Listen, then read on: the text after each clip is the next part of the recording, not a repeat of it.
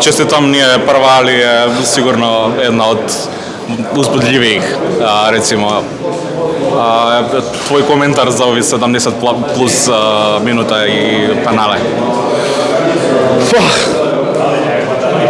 Šta da kažem, stvarno ne znam šta da kažem,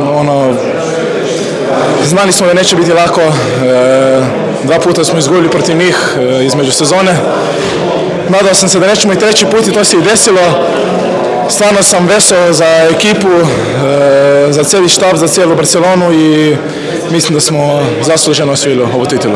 Jeste očekivali penale? Iskreno nisam, na kraju zadnjih 5 sekundi dali su gol, malo smo bili nekako iznenađeni, malo se ovo potuklo, ali smo se digli, igrali do kraja i na kraju sam malo sreće i da, pobjedili penale, to je to.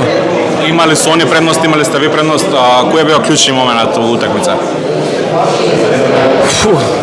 Stvarno ne znam, možda veća želja, borba i treba vidjeti video, uživati u ovoj utakmici, to je to.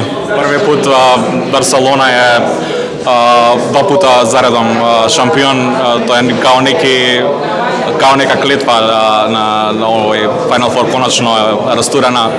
Tvoj komentar? Poradili smo, nismo se bojili, htjeli smo raditi istoriju, to smo radili, sljedeća nova godina, idemo po 3. i ne znam, ekipa je stvarno dobra i nadam se da sljedeće godine pobjedimo 3. put.